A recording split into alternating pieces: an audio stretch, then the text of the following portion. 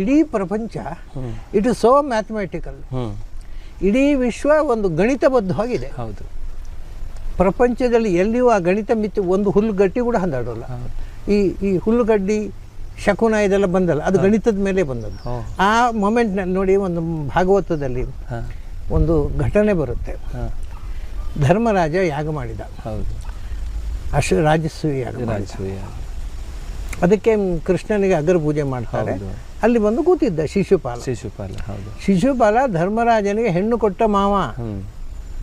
ಧರ್ಮರಾಜನ ಒಬ್ಬಳು ಹೆಂಡತಿ ಶಿಶುಪಾಲನ ಮಗಳು. ಹಾಗಾದರೆ ಅವನು ಮಾವ, ಹಳಿಯ ಮಾವ. ಅದೇ ಯಜ್ಞದ ಸಮಾಪ್ತಿ ಆಗೋ ಮುಂಚೆ, ಔಭೃತ್ ಆಗೋ ಮುಂಚೆ ಅವನು ಕೊಲೆ ಆಯ್ತಲ್ಲಿ.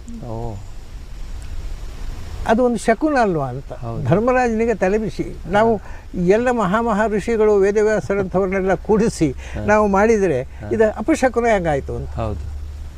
ಅದಕ್ಕೆ ವೇದವ್ಯಾಸರು ಏನು ಹೇಳ್ತಾರೆ ಗೊತ್ತಾ? ಇನ್ನು 13 ವರ್ಷದ ಮೇಲೆ ಲಕ್ಷ ಲಕ್ಷ ತಲೆ ಉರುಳಲಿಕ್ಕುಂಟು, ಅದರ ಸೂಚನೆ ಇದು, ಎಚ್ಚರವಾಗಿರುವಂಥ.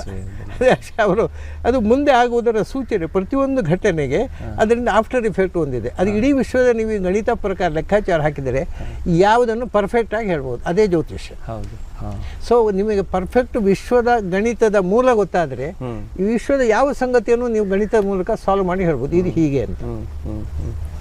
ಹಾಗಾಗಿ ಇಷ್ಟು ಗಣಿತಬದ್ಧವಾಗಿ ಇದನ್ನು ಪ್ರಪಂಚವನ್ನು ರೂಪಿಸಿದ ಒಂದು ಬ್ರೇನ್ ಇರಬೇಕಲ್ಲ. ಹೌದು. ಯಾರು ಆಕಸ್ಮಿಕವಾಗಿ ಆದರೆ ಹೀಗೆ ಗಣಿತಬದ್ಧತೆ ಹೇಗೆ ಬಂತು? ಇವತ್ತಿನಿಂದ ಇನ್ನು 100 ವರ್ಷದ ಮೇಲೆ ಯಾವ ದಿವಸ ಸೂರ್ಯಗ್ರಹಣ ಆಗುತ್ತೆ, ಚಂದ್ರಗ್ರಹಣ ಆಗುತ್ತೆ, ಯಾಕೆಂದರೆ ಆ ಮೂವ್ಮೆಂಟಿಗೆ ಅಷ್ಟು ಕ್ಯಾಲ್ಕುಲೇಟಿವ್, ಅದು ಗಣಿತಬದ್ಧವಾಗಿದೆ. ಇಷ್ಟು ಗಣಿತಬದ್ಧವಾಗಿ ಮಾಡಿರತಕ್ಕ ಒಬ್ಬ ಗಣಿತಜ್ಞ ಇರಬೇಕು. ಇದು ನೀವು ಹೇಳಿದ ಮಾತನ್ನೇ ನಾನು ಇನ್ನೊಂದು ಭಾಷಾಂತರ ಮಾಡಿದೆ, ರೀತಿಯಂತರ.